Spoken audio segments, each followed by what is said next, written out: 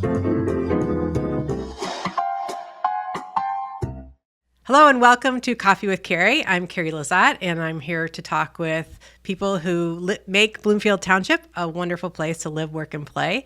And I have the privilege of interviewing Coleman Yoakum today. That's it. You got it. Welcome, Coleman, Good to be here. to Coffee with Carrie. And you are one of our neighbors to our north, with a location just under 5 miles away. So 5 miles can make a big difference from Bloomfield Township when we hop into Pontiac. And so we're going to talk a little bit about the work that you've been doing with the Micah 6 community, Yes. right? That's what it started. So tell me, where did the name come from, and what is it that you're doing over there in Pontiac? So Micah 6, the name comes from one of the prophets. The Jewish people, they're having a conversation with God, and they're saying, we're doing the sacrifices, we're going to temple, we don't feel like we're getting any blessings, what's the deal?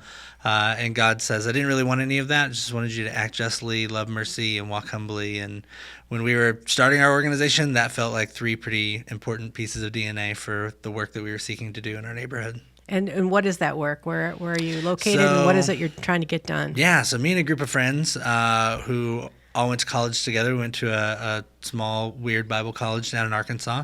While we were there, we were doing neighborhood work, just supporting a community not far from our university. And it was things like trunk or treats, and it was things like, food drives for families and things like this. And as we were coming up on graduation, we said, let's just move somewhere that needs good neighbors and see if we can go love on a neighborhood and make it a better place. And we talked about where we wanted to go, and, hemmed and hawed for a little while, but ultimately I said, what about Detroit? And my friend said, sounds great, you first. And so I moved here and ultimately started getting plugged into things in Pontiac and pulled into Pontiac, and have lived there now for 14 years, run our organization for that long. We started with community gardens and then branched into kids programs and opened a small vegetable store so we could create jobs for a couple people in our neighborhood. And so a lot of things that were going on in Detroit, you kind of replicated it in Pontiac. Yeah, very similar stuff, but all stuff that came from the people who live in our neighborhood. So people who said, we want something like this. And we said, I think we can do that. And that's what we did. So I think I noticed that you did a survey of the neighborhood. So I thought that was, especially where you were coming from and who you are. Like, you're brand new to Michigan. So what were they saying when they wanted something? So that first year, once we moved in, we said, we're not from here. We don't know anything. So we're just going to take a year to listen. And we really didn't do or start any initiatives. We just sort of listened to our neighborhood, made good friends, and then sort of everything we do along the way, we're asking for feedback from our neighborhood all the time. And what we're talking about today is our community center project, and we knew that the city wanted a community center. It comes up a lot. Pontiac used to have 6 community centers. Now it doesn't have any, and people still remember learning how to swim at the Hayes Jones and play tennis at the Ewald or play chess at the Boys and Girls Club. And so we interviewed our neighborhood. We interviewed 242 people, gave them a survey, people who live in our community, and said, what do you want to see in a community center? And so we took all of those responses and kind of tried to compile them a little bit and say, like, okay, the 4 focus areas that our neighbors said they wanted were things around arts and culture, health and wellness, youth programs, and entrepreneurship. And a lot of them mentioned organizations by name, and we reached out to them and said, hey, do you want to move in? If we renovate this building, the Webster Elementary School, if we renovate this building, do you want to move in and be a tenant? And so we've had 100% of our space committed since 2019. And those tenants have stuck with us through the pandemic and, budget increases and all that stuff. And now it's getting ready to open in February. So, well, congratulations to that. Thank you. That's an amazing accomplishment. Talk to me a little bit about the building. Like, when was it built? What was the condition it was in? And when did it close? And the process of that. Yeah, so as Pontiac was expanding in the 1920s, kind of moving west, the site that the school is on used to be the old state fairgrounds. And then the city acquired it and said, we need a school out here. And they went and hired an architect, a guy named Dwight Perkins, who is a very interesting character from Chicago. He has a long career of getting fired because he builds buildings that go way over budget. And this is kind of his thing. It's kind of his shtick. Sounds like he was making a beautiful building. Yeah, Yes, yeah. So Okay. he they'll say, you have $140,000 is what they told him. You have $140,000 to build this building. By the time it was done, he had spent $336,000, and they go, oh darn, now we just have a beautiful building, and so that was built. Its first year was 1922, and it operated all the way up until 2007, and it closed then and sat empty, and the community and nature and weather, all those things had taken their toll on that building, and so when we acquired it in 2017, it needed a lot of work. What are some of the characteristics of the building that we don't have in modern day schools? Sure. Oh my goodness. So Dwight Perkins, the architect, he says that this is the closest thing he ever built to his dream building. In the initial drawings for this building, every classroom had its own skylight. And that got reduced out of scope, but there are still 14 skylights throughout this building. That's incredible. The floors are all beautiful terrazzo floors that are coved up the walls. All the bathrooms were built out of red marble that he had quarried from North Carolina and brought here for this building. And so a lot of these are elements that get to stay and that we get to restore. He's big on putting play spaces and gyms inside the school building. He says, the weather in the Midwest kind of stinks during the school year, and you never want to give teachers an excuse not to take kids to recess.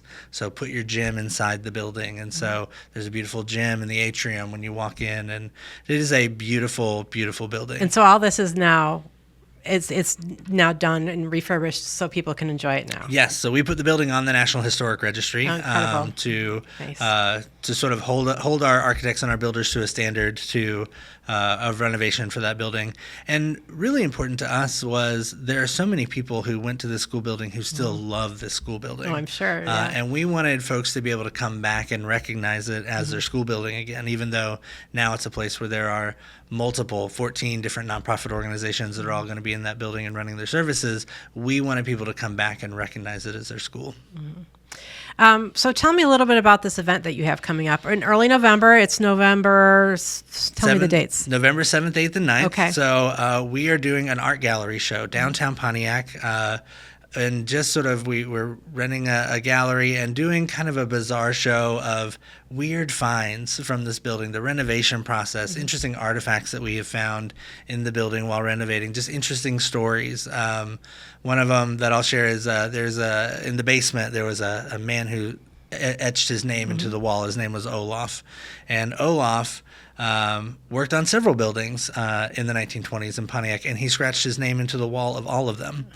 He was a Norwegian immigrant, and so when we found this, we said, "Oh, this is interesting." And we went to the Historical Society, and they said, "Oh, Olaf worked on your building. We know who that is. He's in a couple of other basements in this building and in the city, and just fun, interesting, cool things like that." This building was featured in a book by Robert Munch, the popular children's author who wrote "We Share Everything." So the building is featured in that children's book as well. So there's an art gallery within the building. There's an art gallery that we're renting downtown for this event. So the building is not quite ready for the public yet. Okay, but you get a tour. That's part of the package. So Friday night is a dinner exclusively for alumni. And we know we have a lot of alumni that are still in the area. People who attended the school. Okay. And then Saturday night is the more public event. But if you buy a ticket to either one of those events, it also comes with a tour on Friday or Saturday. Well, that sounds like a terrific event. It's going to be a lot of fun. And there are alumni who are flying from all over the country to be part of this, Pennsylvania and Florida and Arizona. And so there are a lot of people who are very excited to come back, and it's really exciting to save one of these buildings for the people who went there. And you said February is when you'll open. So what happens? Will there be a ribbon cutting? Or oh, my goodness. This has been a long time coming. Anybody who's followed this project, we acquired the building in 2017, did our pre-study, tried to fundraise through COVID. And so this is a long time coming. There's a lot of pent-up energy for celebration. Yeah. And so February is going to be a good time. But there will be a ribbon cutting when we have a firmer date. That information will be out there, and we'll share all that. But yeah, then all of our tenants are getting ready to start moving in and doing their build-out in their spaces here in the next couple months.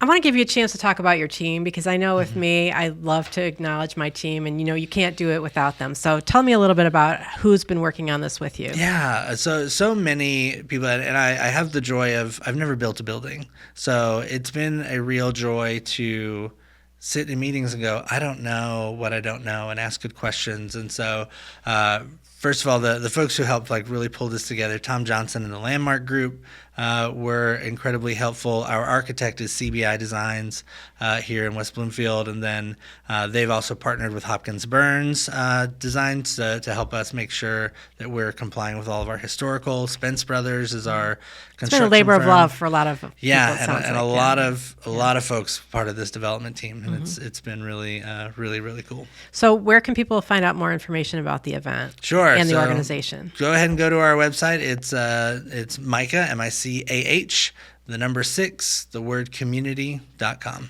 Excellent. Yeah. Anything final that you'd like to leave us with today? No, just that I will always say anywhere I am in any room that I'm in, like don't sleep on Pontiac. There's a lot of great things coming to the city right now. There are a lot of people there who care a lot, who are doing a lot of work behind the scenes and as well as in front of everyone else. But there is such a great community of people there who are working so hard to really do very interesting things that are very community driven in that city. So don't sleep on Pontiac. Excellent. Well, I really appreciate you being here today. It's so great to hear about your organization, and maybe I'll see you at the fundraiser. Thank you. See you then. Thanks, everyone, for watching Coffee with Carrie, and we'll see you next time. Hi, my name is Coleman Yoakum. I'm the Executive Director here at Micah 6 Community in Pontiac. We know that so many folks that we've talked to about this project, this Webster Community Center project, have said, we'd love to come see it, we'd love to come visit, we'd love to see the vision, but we just can't. COVID has put a lot of travel restrictions on folks, and folks are being safe. This building was built in 1921, served as a junior high for a very short time, and then was an elementary school until it was closed in 2008. Not a lot going on here, folks breaking in, that kind of thing, until we bought it in 2016. We've done a big community survey with about 225 of our neighbors, where we basically said, if we turn this building into a community center, what are the things that you want to see in this building? And they really focused on 4 things: health and wellness, arts and culture activities, entrepreneurship, and youth activities. So once we knew that, and once we knew that that's what the community wanted, we then went to all of our friends in the city of Pontiac who are already doing great work, and all the nonprofits and for-profit organizations who do really great work in this community, and we said, hey, if we renovate this building, would you want to move in and do your services, in that building for our neighborhood? And they all said, yeah, sounds great. This is my favorite spot in the building. This is the foyer. As you walk in, we have 3 beautiful arched doors here, and it's this large space above this drop ceiling. There used to be a skylight that we will put back into the building, and it just feels like a space where there's a lot going on, where there are people coming and going. It almost feels like a train station space, and it's big and it's cavernous, and above used to be the library. There used to be a big mural up here above the doors. You walk through here into the gym. Right now we are standing in the gymnasium. This room is right in the heart of the building. It's in the very center. This is going to be the space where a lot of things are happening. Community meetings, events, speeches, things like PAL, having basketball in here, having a youth rec time, or maybe an indoor play space for our Head Start classrooms that are here.